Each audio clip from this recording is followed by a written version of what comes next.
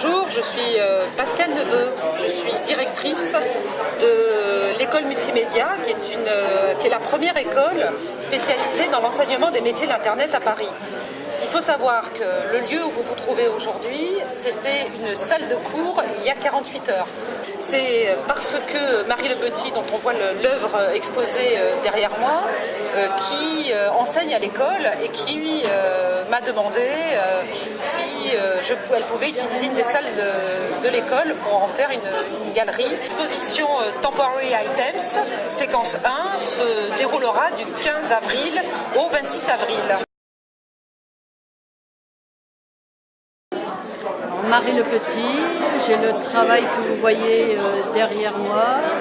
C'est un travail sur un principe mécanique avec des équerres, des crayons, une méthode systématique.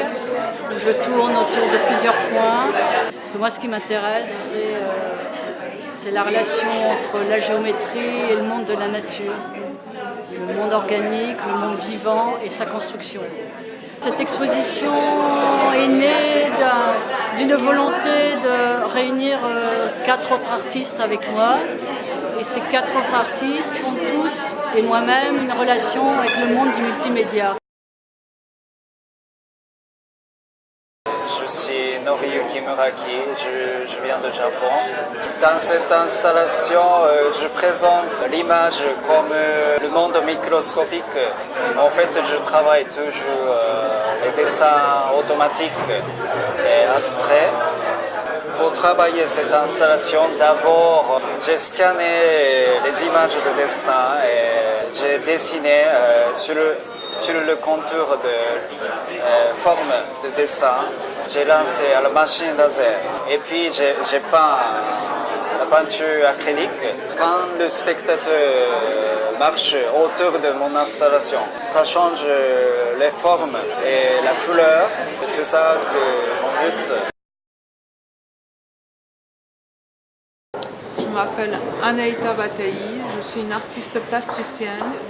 Là, on est devant une pièce qui est une photographie argentique. J'ai repris en fait tout l'alphabet des surmuets et je les ai photographiés en négatif. Je travaille essentiellement le geste et à travers le geste, à chaque fois, je définis dans quel médium je le transpose.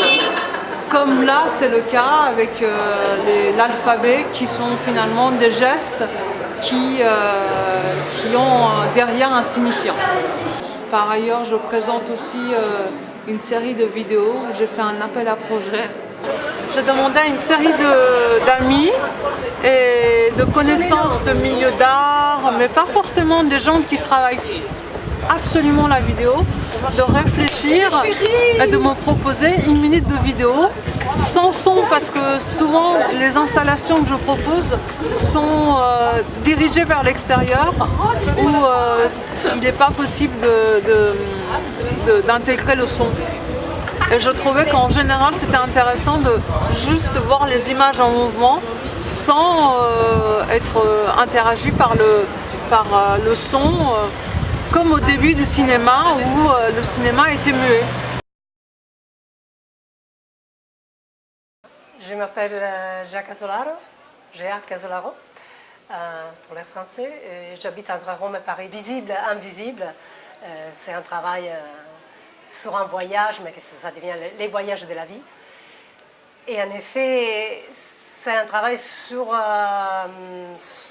la subjectivité, c'est-à-dire que quelquefois, souvent, on a la tendance à regarder les choses trop de près, c'est-à-dire trop avec notre subjectivité seulement, et alors là, on ne voit rien.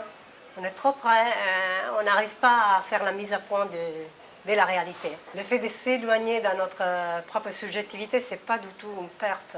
Pour moi, c'est exactement le contraire. On se redouble, on se multiplie à travers les regards des autres. Ça, c'est une possibilité vraiment d'augmenter notre compréhension de la réalité, du monde et comment on peut vraiment aller plus au fond pour les changer. J'essaie toujours de faire un discours sur les regards des autres.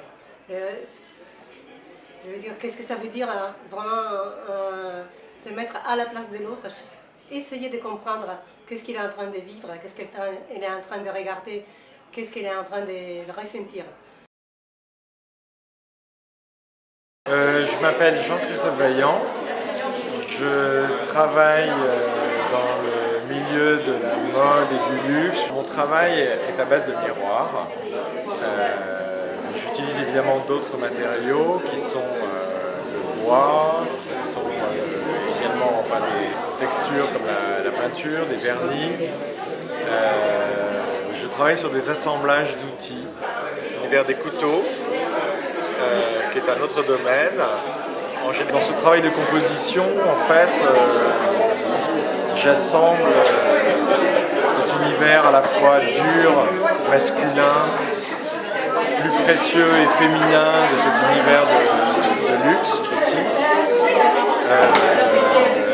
et que je renvoie au public, en tout cas à ceux qui vont regarder ce travail,